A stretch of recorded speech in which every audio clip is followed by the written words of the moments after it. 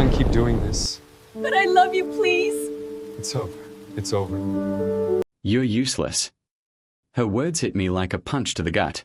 I froze, staring at her, waiting for something. An explanation. A laugh. Anything but that cold finality. What did you just say?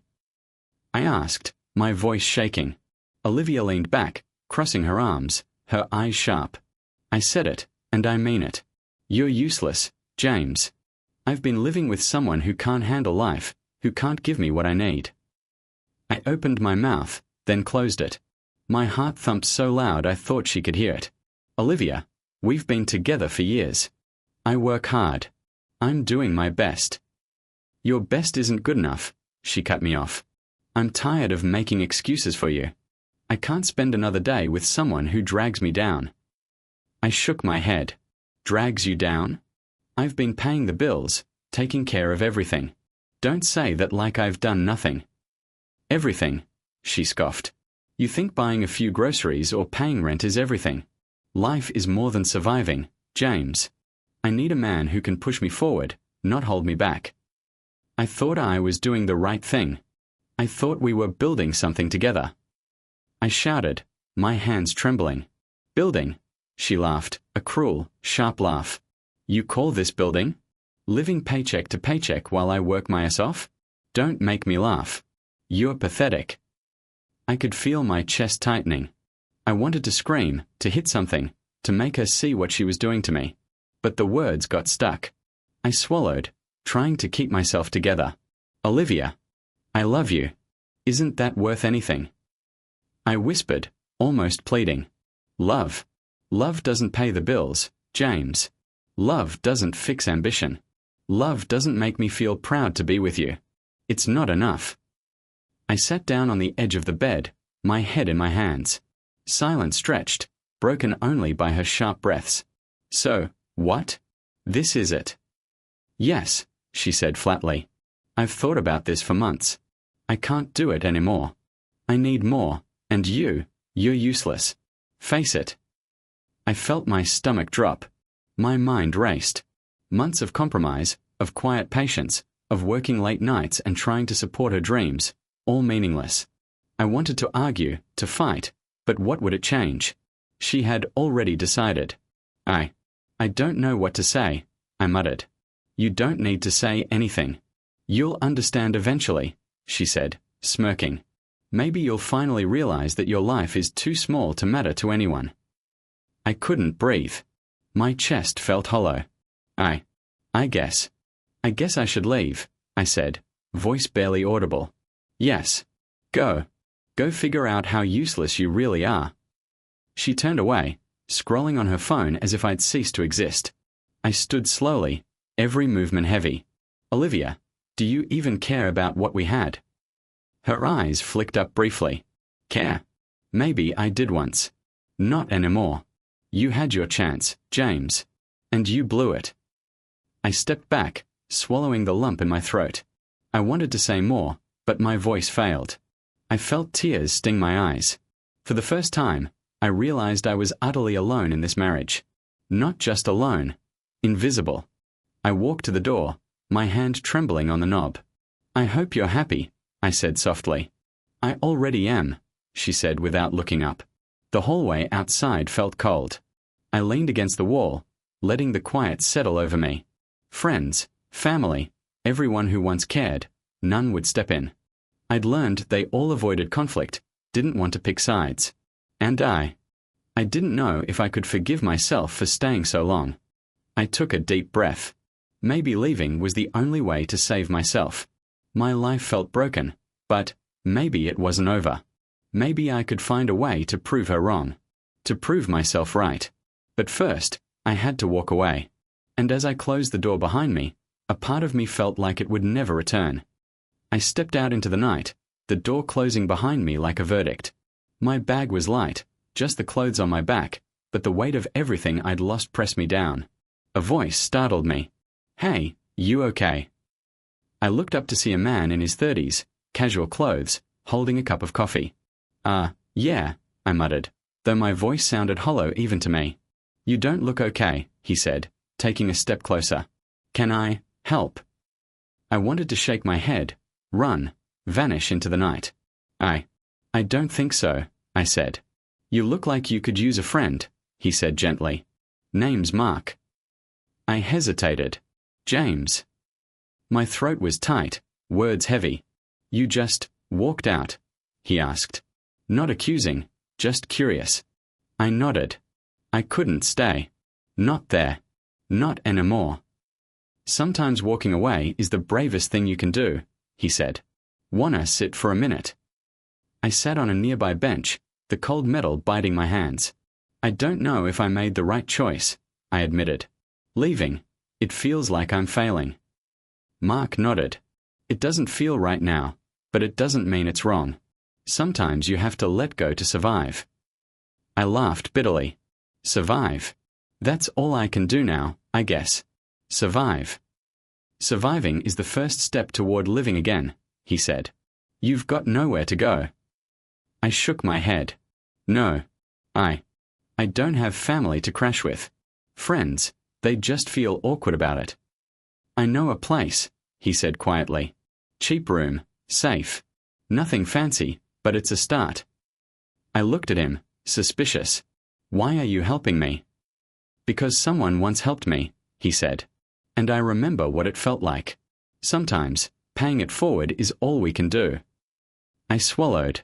No one had ever offered help without judgment. Okay, I said finally. Lead the way. We walked in silence for a while. My mind replayed Olivia's words over and over. Useless. Pathetic. Can't handle life. My chest ached with every memory. You okay? Mark asked suddenly. I don't know, I admitted. I feel like a part of me died back there. You didn't die, he said. You just left something that wasn't good for you. That's survival, not death. We reached a small apartment building. Here, he said. It's available tonight. You can stay as long as you need. I nodded, unable to speak. The apartment was humble, but clean. Thanks. I don't know what to say. You don't have to say anything, Mark said. Just rest. Tomorrow, we figure out the next step. I sat on the thin mattress, staring at the wall. I feel like I've lost everything, I whispered. You haven't lost yourself, he said. That's what matters. Everything else can be rebuilt. I ran my hands through my hair, trying to calm the storm inside me. Rebuilt feels impossible. Impossible is just a word, Mark said with a small smile. You survived tonight. That's proof you're stronger than you think. I looked at him, really looked. Why? Why does it feel so hard to trust someone again? Because you've been hurt, he said simply. But trust isn't about never being hurt. It's about believing in humanity again. One person at a time. I nodded slowly. One person at a time. The words tasted like a promise I wasn't sure I could keep. You'll get there, Mark said. But first, you rest. No one can fight every battle at once. I lay down, feeling the ache in my body, my heart, my mind. Olivia's words still haunted me, but for the first time, I felt a flicker of something else, freedom. A small spark of hope that maybe, just maybe, life could start again outside the shadow of her cruelty. Tomorrow, I whispered to myself. Tomorrow, I start again. Mark knocked softly before leaving. Sleep well, James. You're not alone. I closed my eyes, the darkness around me both terrifying and comforting. I was alone, but not entirely.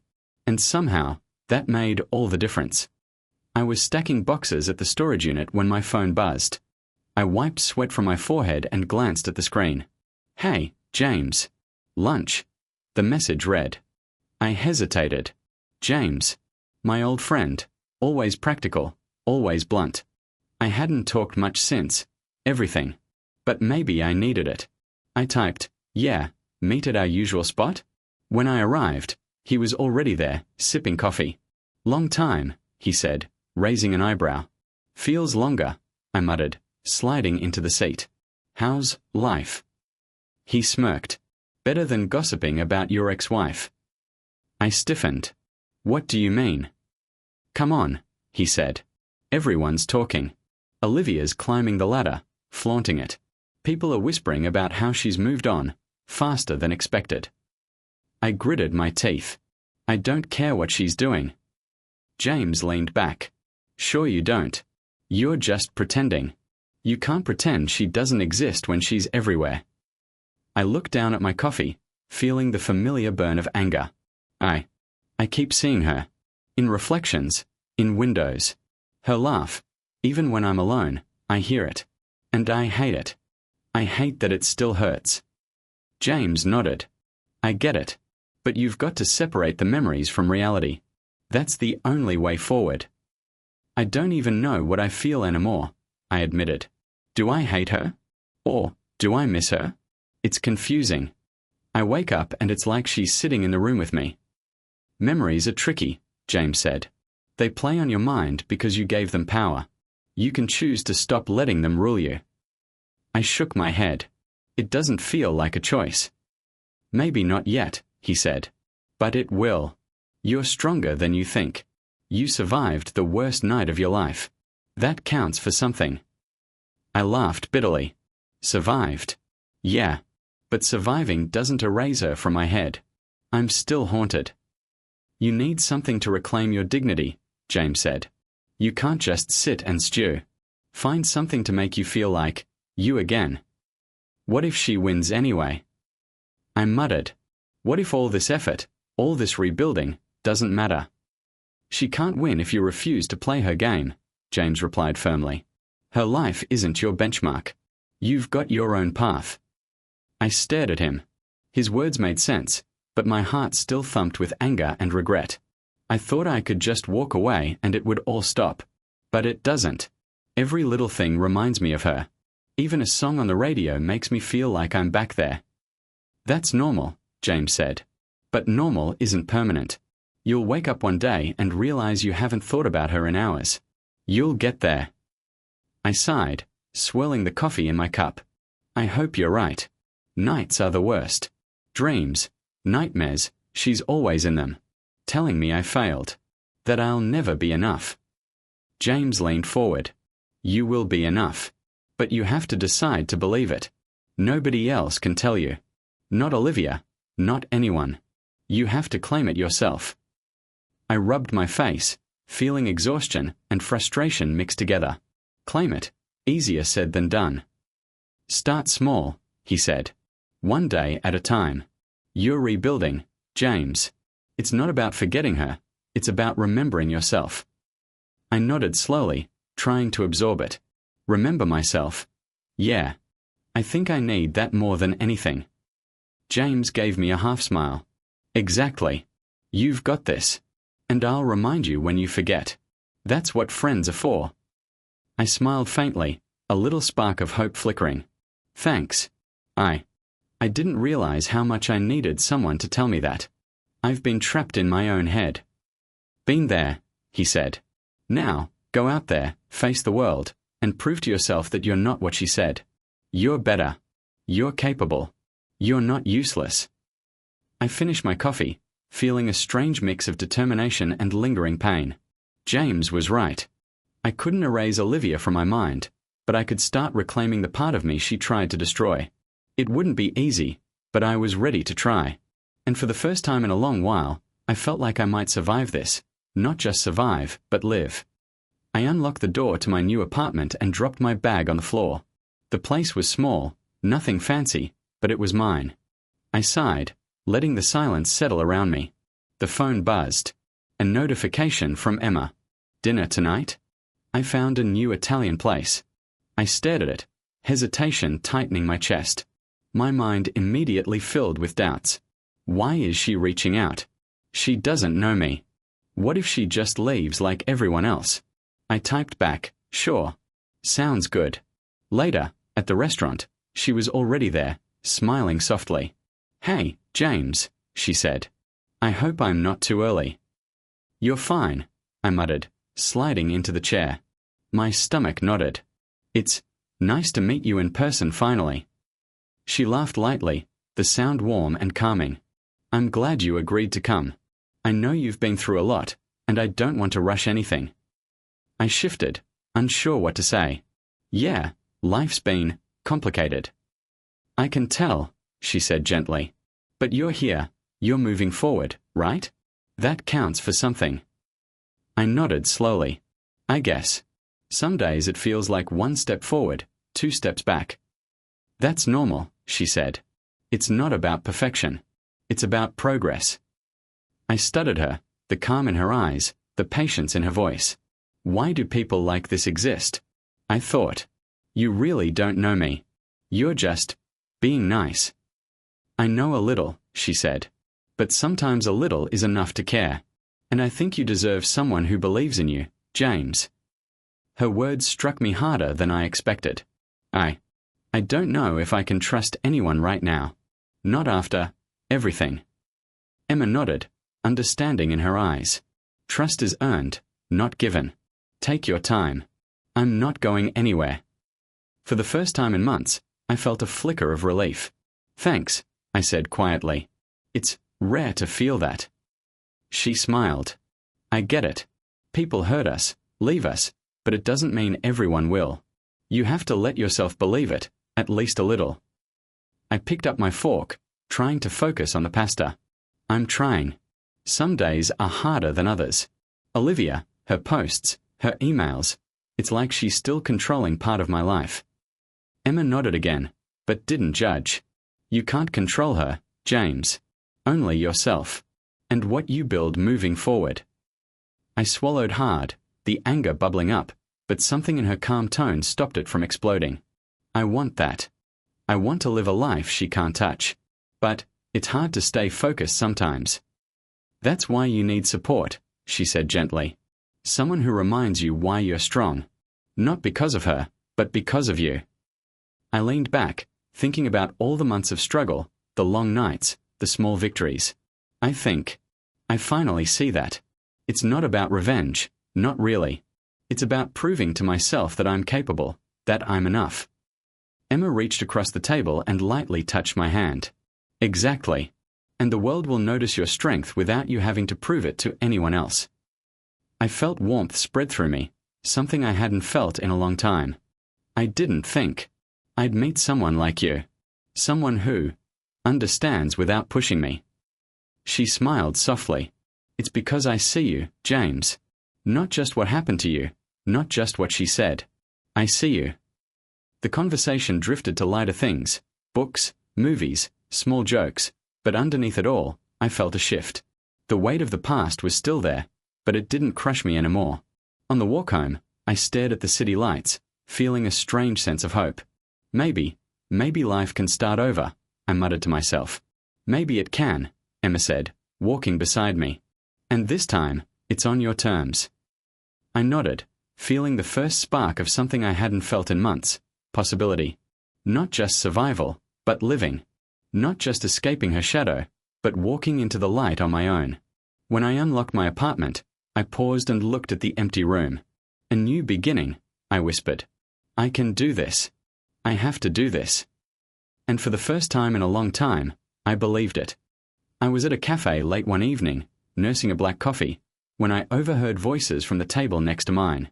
I can't believe how fast Olivia climbed the ladder, a woman said. Some people just can't keep up. She's brilliant, another voice said. Honestly, those who can't, well, it's their own fault. I froze. Olivia's laugh cut through the air like a knife. My stomach twisted. She's here. She's boasting. I leaned closer, pretending to read my phone. I don't care, I muttered under my breath. But the fire had already ignited. Look at her, I whispered to myself. All shine, all pride, but nothing real underneath. The words stung worse than I expected. Years of humiliation, of feeling useless, washed over me. I clenched my fists. One day, she'll see, I said quietly. One day, she'll understand what strength really is. That night, I sat at my small desk, laptop open, the glow illuminating my tired face. I started digging. Business filings, social media, press releases, friends, associates, charity events, everything she flaunted, I tracked. Mark had told me to focus on rebuilding, and I had. But this wasn't about destroying her. It was about exposing the hollowness. showing the difference between superficial victories and real life, the victories earned through resilience. I made notes. Connections. Weak points. Cameron's name popped up repeatedly. Her business rival, ambitious, always hovering for a chance to rise. Interesting, I muttered. Could be useful. I called James the next day. I need advice, I said. It's about Olivia. Careful, he warned.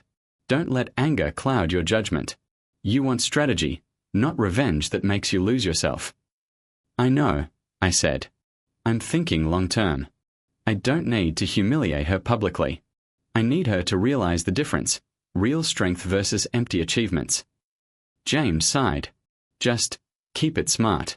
And don't let Cameron manipulate you. He'll take advantage if he senses any weakness. I understand, I said, but I couldn't shake the heat rising in my chest. Every boast, every laugh, every smug post she had sent into the world, I remember it all. Days blurred into nights. I followed meetings, social gatherings, even media coverage.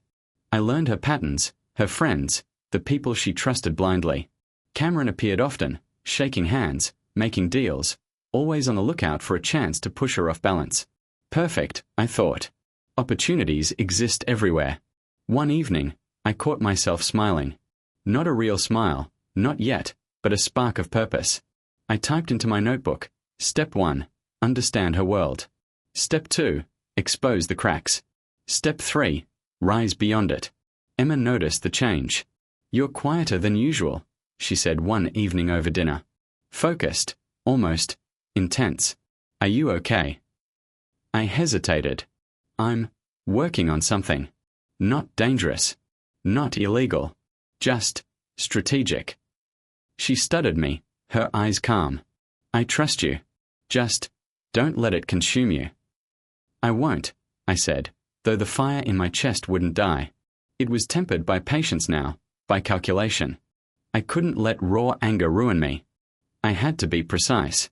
At home, late at night, I scrolled through Olivia's public posts. Each one a tiny dagger, each one a reminder of the humiliation I'd endured. She flaunts, she laughs, she thinks she's untouchable. One day, she'll see me, not broken, not invisible. I notice patterns, parties, charity events, networking circles. Cameron was always there, always opportunistic. I marked each potential point of leverage carefully. Not confrontation, not chaos, but truth. Show what's real, versus what she's pretending to be. This isn't revenge, I muttered to myself as I closed the laptop at 2 a.m., heart still racing. It's justice. My life is my proof. My strengte is my proof. One day, she'll have to see it. And nothing she can post or flaunt will change that. The spark of revenge wasn't a wildfire. It was a controlled burn. Calculated. Patient. Silent. I would rise above her, silently, effectively. And yet, every time I imagine her smug face seeing me succeed without her influence, a small thrill ran through me. She'll realize she lost more than she gained. She'll see the emptiness behind her victories. I leaned back, letting the night settle in. My anger had turned into strategy, my humiliation into motivation. This wasn't about confrontation. It was about living, thriving, and proving that no words, no arrogance, could define my worth. And for the first time in a long time, I felt something like control. I could rebuild, I could grow, and one day, Olivia would see me, truly see me. Not useless. Not invisible. I was at the office, typing away, when Sophie plopped down in the chair across from me. You look too calm for someone who's been surviving chaos, she said, grinning. I chuckled. I've learned it's better to focus on what I can control. Sophie raised an eyebrow. Is that why you keep sneaking glances at your phone? I frowned, trying not to react. I'm just checking emails. She smirked knowingly. Uh-huh. Sure. You mean Olivia updates. I sighed. You know, it's hard not to notice sometimes. People post, friends talk, and it's hard to ignore the news about her. Sophie leaned back. Well, I hope it's not eating you alive. You've built a life now, James. Focus on that. Don't get sucked back into her orbit. I nodded slowly, letting her words sink in. You're right. I've been tracking things, but not to harm. Just noticing patterns. And sometimes, life has a way of balancing itself. Sophie raised an eyebrow. Careful. That sounds dangerously close to satisfying revenge. I shook my head. No, it's not about revenge. It's closure. Watching her unravel isn't joy, it's realization. Karma in motion, maybe. She laughed. Poetic. You've gone full philosopher while rebuilding your life. I smiled faintly. Maybe. It's hard not to notice the cracks, though. Friends disappearing, deals falling apart, her carefully curated image starting to look hollow. Sophie tilted her head. Sounds like you're still invested. Not really, I said. I'm invested in my own growth. But the contrast is striking. I see her struggle without doing anything to push it. No gloating. Just watching reality unfold. She nodded, sipping her coffee. I get it. And you're doing the right thing. Focus on yourself. New skills, new friendships, stability, those are your wins. I leaned back, thinking about how far I'd come. Exactly. I've started courses online, taking evening classes. I'm learning things I never thought I'd have time for. And people like you make it easier, supportive, honest, grounded. Sophie waved her hand. Hey, that's what coworkers are for. Humor and reality checks in equal doses. I laughed, feeling the tension ease. You keep me sane, that's for sure. Later that evening, I scrolled through social media, deliberately avoiding Olivia's accounts. But headlines popped up anyway. Olivia's partnership collapses amid scandal. Former friends distance themselves from Olivia. Business deal falters despite promises. I read them quietly, no smirk, no celebration. Just acknowledgement. Karma, I whispered softly. It's happening. Mark called that night. How's everything? He asked. Better, I admitted. I'm learning, growing, and observing. Olivia's world is starting to crumble without me interfering. I feel closure, strangely enough. That's healthy, he said. You're building, she's breaking. Don't confuse it with revenge. You're winning by living. I nodded, even though he couldn't see me. Exactly. And with Emma's support, with people like Sophie, I feel alive again. Not broken, not useless. Good, Mark said. That's the goal. Keep focusing on your life. Skills, friendships, stability, that's your armor. I hung up and leaned back, watching the night sky through my window. My apartment was quiet, but the feeling inside was anything but. The progress I'd made, the calm determination, the friendships, the growth, it was all proof. No gloating. No need for confrontation. Just a life rebuilt stronger than before. The knowledge that I was living authentically, fully, without waiting for her approval, filled me with quiet pride. Sophie's words echoed in my mind. Focus on your wins. Don't get sucked back into her orbit. I smiled. She was right. And the contrast between her crumbling facade and my slow, steady progress only strengthened my resolve. I wasn't useless. My life mattered. My growth mattered. And nothing she could post or flaunt would change that. I glanced at my laptop, thinking about tomorrow's class, the new skills I'd be learning, the friendships I'd continue to build. This is real, I whispered to myself. This is strength. This is life. No victories, no arrogance, just reality. And it was mine. I was sitting at my desk when Mark's message popped up. Coffee? I have something to tell you. I stared at it for a moment, then typed back, sure. When? 10 minutes later, he walked in, smiling as if no time had passed at all. Hey, James, he said, dropping into the chair across from me. Mark, I said. It's good to see you. He leaned back, eyes scanning the room. You've been doing well. I've been following your progress, quietly, of course. You're stronger than you think. I chuckled, rubbing my forehead. I've had to be. Life doesn't wait for anyone. That's true, he said. But strength isn't just surviving. It's knowing yourself, controlling your reactions, and staying above petty games. I frowned. Petty games. You know who I mean, he said lightly, and I felt the old fire stir. But this time it was different, controlled, calculated, calm. Emma walked in then, smiling when she saw me. "Hi," she said softly, and I felt a warmth spread through my chest. "Hey," I said, standing quickly. I want you to meet someone." She nodded politely to Mark. "Nice to meet you." "Likewise," Mark said, shaking her hand. "He's been doing a lot of growing lately. Proud of him." I flushed. "Thanks," I said, feeling slightly embarrassed. Mark leaned in, lowering his voice. "James, you've been carrying a lot. Olivia's shadow, your anger, it's natural. But you can't let it define you. Real power comes from emotional independence, not revenge." I swallowed hard. "I know. But it's hard sometimes. Seeing her, hearing about her, it sparks something I can't ignore." Mark nodded. "I get it. But here's the thing. The more you focus on yourself, your skills, your relationships, the less she matters. You don't need her approval. You don't need anyone's. That's freedom." Emma smiled at me, lightly touching my hand. "He's right, James. You're building a life on your terms. That's the strongest foundation." I felt something I hadn't in a long time. Hope. I can imagine a future like that. With people I trust, with someone I care about, someone like you. She squeezed my hand gently. "You deserve that. And you've earned it." Later that week, I ran errands in town, lost in thought, when I turned a corner and froze. Olivia.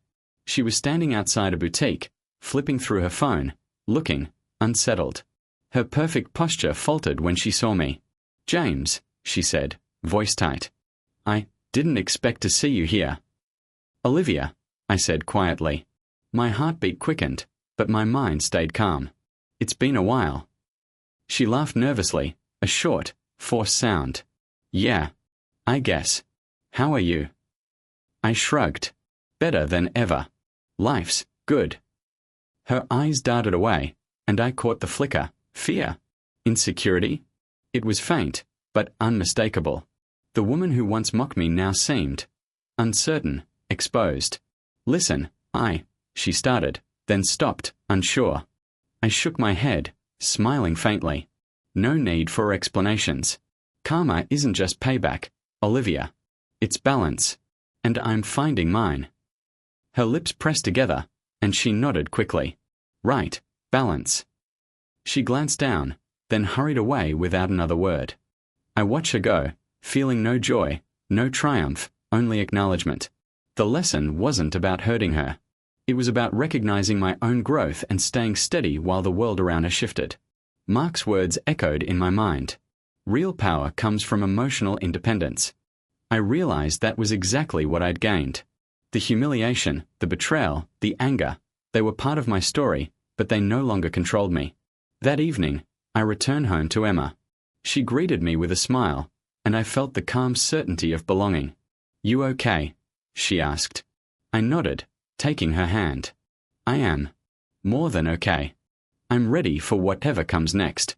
With the people I trust, with the life I'm building, it feels right." Emma leaned against me. "I'm glad. And I'll be here, every step of the way." I smiled, thinking of Mark, of Sophie, of the small network of people who had helped me rebuild. And I thought of Olivia, and the brief look of fear I had seen in her eyes. Balance. That was all it was, life balancing itself. I squeezed Emma's hand, feeling steady for the first time in years. "This is it," I whispered. "My life, my choices. No one can take that from me." And I knew it was true. I found her at the art gallery, of all places, surrounded by people who clung to her every word. She was laughing, poised, flawless, the image she always wanted the world to see. My heart thumped, but it wasn't anger this time. It was calm. Focused. "Olivia," I said, stepping into her line of sight.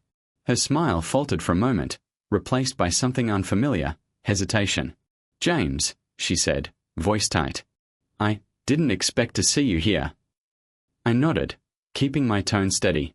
"I didn't expect to see you either. But here we are." She glanced around nervously. "This isn't the place. People are watching." "Good," I said softly. Then they can witness the truth. I'm not here for anyone but myself. Her eyes widened slightly, confusion and a hint of fear flashing across her face. Truth. Yes, I said. I want you to understand something. Not to apologize, not to change, but to see the man I've become. She frowned. James, I don't know what to say. I took a breath, letting the years of humiliation, rejection, and struggle fill my voice. You told me I was useless, that I couldn't provide, that I couldn't keep up with your ambitions. You made me feel invisible, and you laughed at my efforts. Do you remember? Her lips pressed together. I was frustrated. Things were complicated. I shook my head gently. No, you were cruel. And I didn't understand it then, but I understand it now. Your words were about you, not me. Your pride, your ambition, it made you blind to what really matters. Her eyes flicked away, guilt and uncertainty shadowing her features. I didn't mean. I cut her off, calm, unwavering. You don't get to explain, Olivia. I'm not here for excuses. I'm here to tell you that your validation is meaningless to me. I've learned something you never could teach me. My worth isn't defined by you or anyone else. It's defined by my actions, my resilience, my choices. Her hands trembled slightly. James. I smiled faintly, not with triumph, but with certainty. Look at me, Olivia. Really look. The man standing here survived your betrayal. He rebuilt his life, piece by piece. He faced humiliation and heartbreak, and chose to rise instead of fall. That man is stronger than the one you dismissed. Tears welled in her eyes, but it wasn't a triumph over me, it was recognition. Fear, maybe even regret, etched across her face. She opened her mouth to speak, then hesitated, stumbling through apologies that didn't matter. It's not for me, I said softly, stepping closer but keeping my distance. This confrontation isn't for your redemption. It's for mine. I needed to tell you what I've endured, what I've overcome, so I can finally close this chapter. Not for your benefit, but for mine. She nodded, silent, guilt and shock battling for dominance in her expression. I felt no satisfaction in her discomfort, only release. The weight I had carried for years, the humiliation, the pain, the self-doubt, it was lifting. I've built a life I'm proud of, I continued, voice steady. I've found people who believe in me, who support me, who see my worth. I've grown, learned, and healed. And through it all, I realized that your opinion of me never mattered. The only approval I needed was my own. Olivia's shoulders slumped, the facade of control slipping. I didn't realize. I shook my head, feeling the finality of this moment. You didn't need to realize. I did. And now I do. I've reclaimed my life. Your words, your arrogance, they inform me, yes, but they do not define me. Her eyes glistened, and she took a small step back. James, I'm sorry. Truly. I nodded politely. I hear you. But I don't need your apology. Closure isn't about them. It's about us taking our power back. And I've taken mine. The gallery noise faded around me. The laughter, the chatter, the social climbing, it didn't touch me anymore. I was calm, grounded, liberated. I hope, I said softly, that one day you understand that life isn't about appearances, dominance, or arrogance. It's about integrity, strength, and compassion. Something I learned the hard way. She blinked, silent, and I could see the truth settle in her eyes. The fear, the insecurity she'd never shown before, it was fleeting, but undeniable. I took a deep breath and smiled faintly. Goodbye, Olivia. Her lips parted, but no words came. I turned, walking away slowly, each step lighter than the last. The past no longer haunted me. It informed me. Every betrayal, every insult, every sleepless night had led me here. Outside, the cool evening air hit my face. I inhaled deeply, feeling the liberation course through me. Emma's voice echoed in my mind, her hand in mine during quiet moments of reassurance. Mark's advice, Sophie's humor, James' guidance, they were all part of this journey. I realized something crucial. Strength wasn't about defeating her. It was about rising above, living fully, and never letting someone else's opinion control my destiny again. I smiled, thinking of the life ahead, the future I was building with Emma, the friendships I had nurtured, and the skills I had mastered. I was whole, capable, and free. And for the first time in years, I felt the world open before me. I stepped into the office that morning with a sense of purpose I hadn't felt in years. Papers were stacked neatly on my desk, emails responded to, meetings scheduled, but what mattered most was how I felt inside, steady, focused, in control. Sophie popped her head around the cubicle. "James." Big smile. "What's got you so chipper today?" I grinned. "Morning, Sophie. Just feeling like I finally know who I am." She laughed. "I knew it. Look at you, organized, confident, and actually happy. Who are you, and what did you do with the old James?" I chuckled. "He's still here, just upgraded. Learned a few things about life and self-worth." She leaned on the desk. "I like it. Keep it up. You're a good example for the rest of us." "Thanks," I said, feeling a warmth I hadn't noticed in years. "It means a lot coming from you." Later, Mark called. "How's my favorite protege?" he teased over the phone. I laughed. "Busy, thriving, learning. I'm finally feeling alive, stable, focused, and grateful for people who actually matter." "Good," he said. "That's exactly what I hope for you. You've worked hard, James. Don't forget to enjoy it." "I won't," I promised. "Emma's been amazing, too. She keeps me grounded, reminds me of what's real. I think I'm ready for a future, not just surviving but truly living." Mark chuckled softly. "That's how it should be. Keep building, keep learning, and remember, you define your life, not anyone else." After work, I met Emma at a quiet cafe. She smiled when I arrived, and it hit me again how much I'd come to value her presence. "Hey," I said, sliding into the chair across from her. "Hey," she replied, eyes bright. "You look different today. Happy but calm." "I am," I admitted. "I feel complete in a way I didn't think I could. All the struggles, the betrayals, they led me here. And I'm grateful for it." Emma reached across the table, taking my hand. "I've seen you grow, James. From someone broken to someone strong, someone who finally believes in himself. It's inspiring." I smiled. "And I couldn't have done it without you, or Sophie, or Mark. They've kept me grounded while I rebuilt myself." She squeezed my hand. "We are all part of this life together, and I'm glad to be here with you." That evening, walking home, I passed by a park where couples strolled, children laughed, and the city's quiet energy hummed around me. I stopped for a moment, letting it soak in. "James." Emma's voice broke my reverie. "Everything okay?" I nodded, pulling her close. "Better than okay. I'm free. Free from judgment, from hurt, from the past that once controlled me. I've taken my life back." She smiled, resting her head against my shoulder. "I'm proud of you. Truly." I looked down at her, and the thought struck me. For the first time, my life felt mine entirely. No one else's expectations, no one else's arrogance could define me again. "Do you ever think about Olivia?" she asked gently. I paused, reflecting. "Sometimes. But it doesn't hurt anymore. Her memory, it's like a shadow reminding me of how far I've come. I walked away from toxicity, from humiliation, from a life that wasn't mine. And that's proof I'm stronger, capable, and alive." She nodded. "It's beautiful. And it's inspiring to see someone take control like that." I smiled softly, feeling the truth in her words. "I've realized something important. Life is about the people you choose, the work you do, the love you give, and the growth you nurture. Everything else fades away." Emma grinned. "Well, I'm glad I made the cut."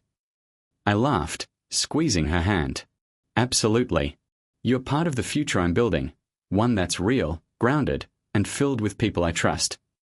The next few weeks were steady.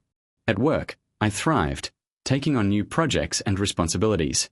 Sophie's jokes kept the days light, Mark's guidance kept me sharp, and Emma's presence reminded me that love could be gentle, patient, and genuine.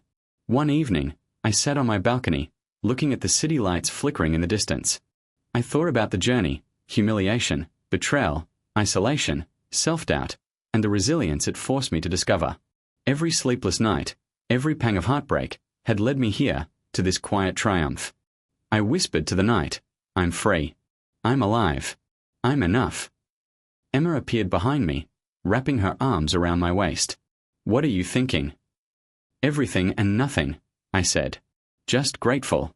Grateful that I walked away when I needed to. Grateful that I built a life on my terms. Grateful for people who stayed true.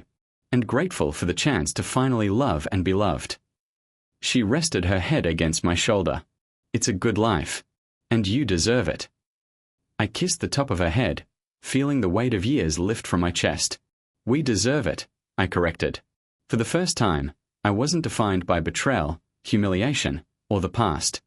I was defined by choice, growth, love, and resilience. And that was enough. As the city pulsed around us, I realized the truth. Even the deepest pain can lead to transformation, and even the darkest betrayal can ignite the strength to rise from the ashes. I held Emma's hand tightly, smiling at the future we would build together. It was mine, our life, forged from struggle, guided by love, and strengthened by the lessons I'd learned. And finally, I felt whole.